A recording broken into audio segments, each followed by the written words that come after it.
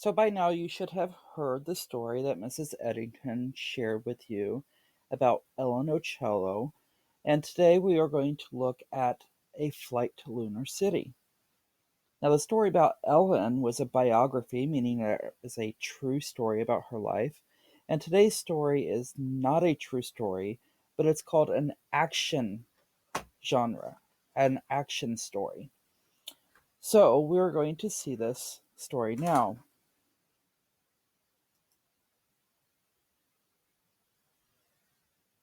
A flight to Lunar City. Going to the moon had been Maria's goal since she was 5. The dream had motivated Maria to enter a science project in the National Space Contest. She had invented Robbie, the robot dog, as her science project. He was the perfect moon pet. Maria and Robbie had won first prize, a trip to Lunar City, the first settlement on the moon. Now they were almost there. Robbie wriggled and squirmed. "Settle down," Maria scolded. Sometimes Robbie was awfully wild, like a real puppy. Maria was thinking about adjusting his personality profile program to make him a little calmer. Okay, our first question we have here says underline words and phrases in the paragraphs 1 and 2 that help you understand the setting of the story. Describe the setting here. Well, we know the setting tells us where or when the story is taking place. I have already went through and underlined where I thought the story would have taken place. So I underlined a trip to Lunar City, the first settlement on the moon. Now they were almost there. This tells me that they're on their way to the moon, but not quite there yet. So I'm going to put in the details here. They are on the way to the moon.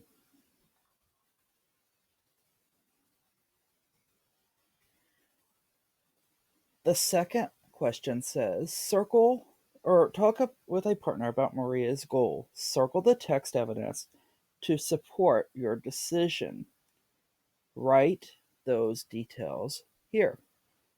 And I already went through once again and found where it talked about Maria's goal. And it was the very first sentence. Going to the moon had been Maria's goal since she was 5. So, what is her goal? Well, Maria's goal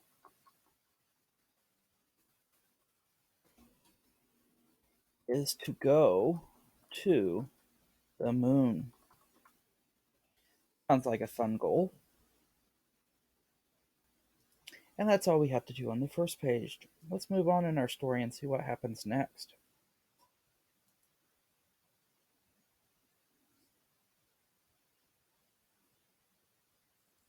Just then, Robbie jumped out of Maria's arms and leaped across the landing ship. He jumped onto the stick with all 4 paws and growled fiercely. He tugged and chewed on it. "Stop!" cried Maria. All at once, the control stick shifted into position. The lights came back on. The landing ship whooshed forward. "Robbie, you did it!" laughed Commander Buckley. "Good dog." She handed Robbie back to Maria. "Now we can land on the moon." Maria smiled proudly. Robbie was the best robot dog ever. Okay, and our first question here says underline the words and phrases that describe what Robbie does, and then we're supposed to circle what Maria says. So on this, I've already underlined. I forgot to circle, but that's okay. It says Robbie jumped out of Maria's arms and leaped across the landing ship. He jumped onto her stick with all 4 paws and growled fiercely. He tugged and chewed on it. "Stop!" cried Maria. That would be where I would circle. All at once, the control stick shifted into position. The second part says reread paragraphs 2 and 3 and talk with a partner about how Robbie solves the problem. We're supposed to draw a box around the details in the story that let us know how the Commander Buckley and Maria feel and write them here. So I went through and found out that Robbie, or I said that the details were as follows. "Robbie, you did it!" laughed Commander Buckley. Good dog.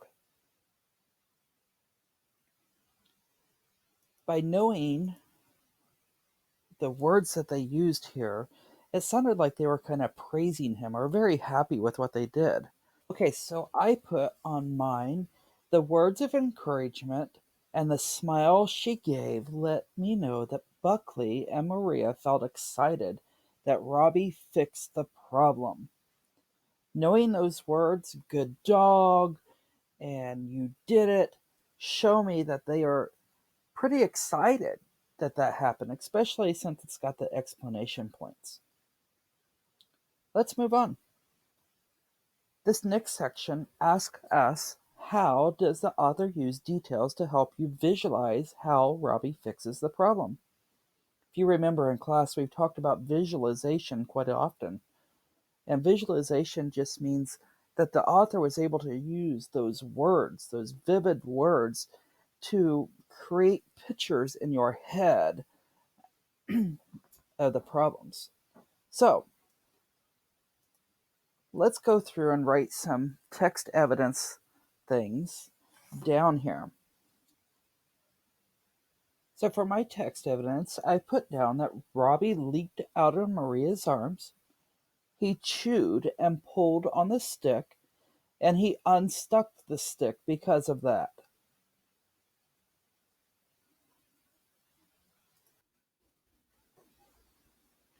So what do you visualize when you see this? I put down that I picture a dog biting and pulling on it like it was playing tug of war with its owner.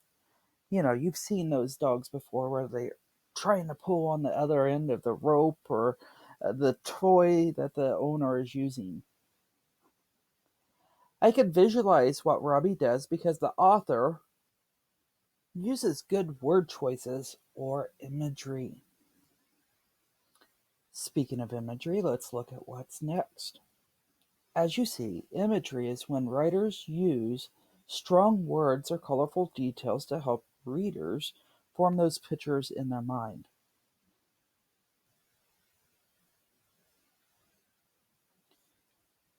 I want your eyes to go to this paragraph here. It says, suddenly there was a large bang. The lunar lander jerked forward, turned upside down, then rolled sideways. Using the words jerked forward and turned upside down and rolled sideways, they give you a strong word choices that paint those pictures in your head already. I wrote down that he leaped across the ship and he growled fiercely. Then he chewed on it. How do these words and phrases help you picture what Robbie is doing? Let me know in the comments. And that does it for today's lesson. Hope you enjoyed it. And remember, you are smart, you are kind, you are important, and you are loved. Have a fabulous day, Falcons.